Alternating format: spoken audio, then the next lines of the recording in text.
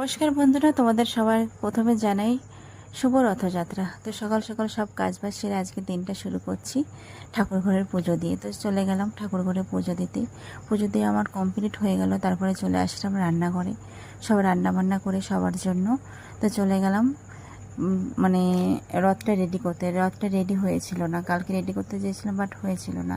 তো রথ রেডি করার জন্য কিছু জিনিসের দরকার ছিল। বাইকে করে আবার চলে গেলাম একটু বাজারে। তারপরে দেখো সব কিছু রেডি করে চলে আসলাম রথে পুজো করতে। যাই হোক, একদম এত ভালো লাগলো, নিজের হাতে রেডি করলাম পুরো ইয়েটা, রথটা। তারপর নিজের হাতে বাজার করলাম, নিজের হাতে বাজার করে রথটা নিজে রেডি করে নিজে পুজো করলাম। এত ভালো লাগলো কি বলবো তোমাদেরকে। যেটা তুমি মন থেকে চাও, তুমি যদি সেটা করো তো খুবই ভালো লাগে।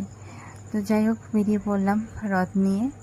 তো তোমরা কে কে কে কী করছো, কোথায় গেছো, তোমরা অবশ্যই করে কমেন্ট করে জানিও। আজকের দিনটা তো আমি এইভাবেই কাটালাম, তোমরা কেমন করে কাটালে অবশ্যই কমেন্ট করে জানিও।